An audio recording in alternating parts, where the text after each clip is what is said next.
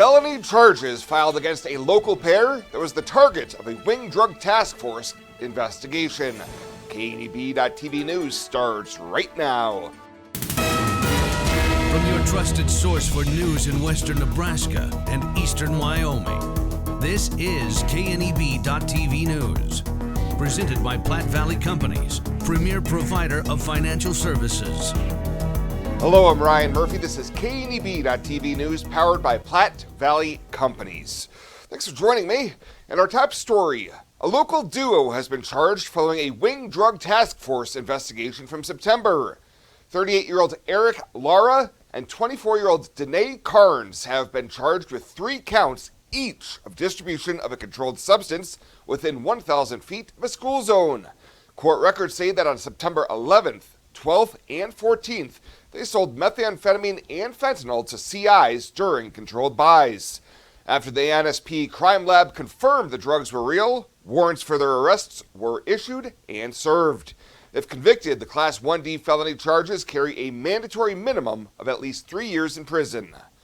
Well, a 35-year-old Scottsbluff man caught with more than an ounce of methamphetamine following a February traffic stop has been sentenced to prison. Eric Escalera has been facing charges including possession of meth and fentanyl with intent to distribute and possession of cocaine. In October, he pleaded no contest to a Class 1D felony charge of possession of meth with intent to distribute. As part of the plea deal, he will also forfeit a 2010 Nissan Maxima he was driving at the time of the traffic stop. Last Thursday, District Judge Andrea Miller sentenced Escalera to 8 to 10 years in prison, with credit for 120 days already served. And a 39-year-old felon from Morrill being held on a $200,000 bond after getting caught with a stolen rifle. Late Thursday night, Mitchell officers pulled over Matthew Hall and found suspected drugs and paraphernalia in his vehicle. A search warrant was later executed on his home, and an AR-15 that was reported stolen earlier in the day was found in his garage. He's now facing charges including possession of a firearm by a prohibited person, possession of a stolen firearm, and possession of a controlled substance. A December 18th preliminary hearing date has been set in Scottsbluff County Court. We'll have more news right after this. The journey of a dream becoming reality. When we're young, a dream develops into a passion. That passion continues to manifest and grows as you do. It becomes all you want to do and all you want to be. It gives you direction. It drives you. Then your dream has become a reality. When that dream is ready to be reality, Platte Valley Bank will be with you every step of the way. Benzel Pest Control has been the Wyoming and Nebraska area's most committed professional pest control company. We have 4 generations and nearly 50 years of experience serving Nebraska, Wyoming, and Colorado, as well as certified entomologists on staff. So whether you're dealing with spiders, wasps, rodents, or any other unwanted visitors, give Benzel Pest Control a call today for an estimate at 888-229-2128 or visit our website at benzelpestcontrol.com. Better sleep and better health can be found at Western Sleep Medicine in Gering. Since 2006, Western Sleep Medicine has offered the lowest cost sleep testing either in their independent sleep laboratory or the privacy of your own home. You have control over your health care and your out-of-pocket cost. All insurance is accepted for a much lower cost than the regional option. If you need a sleep study, ask for Western Sleep Medicine. They've helped thousands of people over the years and want to help you. Western Sleep Medicine. Better sleep, better health. Welcome back. A City of Scottsbluff employee will now be sharing her expertise across the river in Gering, at least for part of the week. Both cities entered an interlocal cooperation agreement for stormwater specialist Leanne Soto. During last week's council meeting, City Manager Kevin Spencer explained how the arrangement will work. Gering's in need of somebody, and we think that Leanne can fill that gap for them. She'll work for them 2 days a week and us 3 days a week.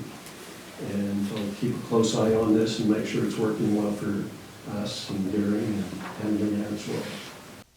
Scottsbluff will now pay 60% of her salary, with Gering rounding out the remaining 40%. The agreement is set to begin this week on a year-to-year contract between the two cities.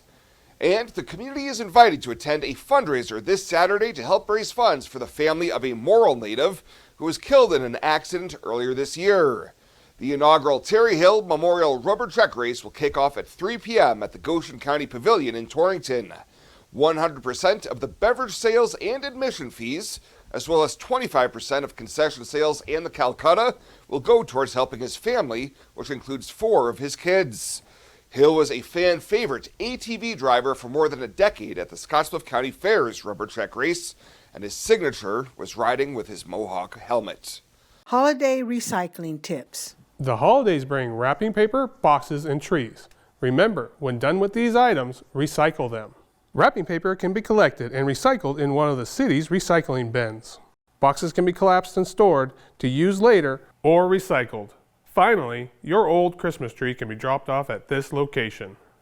This holiday season, give thanks and a start to a healthier new year. Me at Tri-City Stormwater. This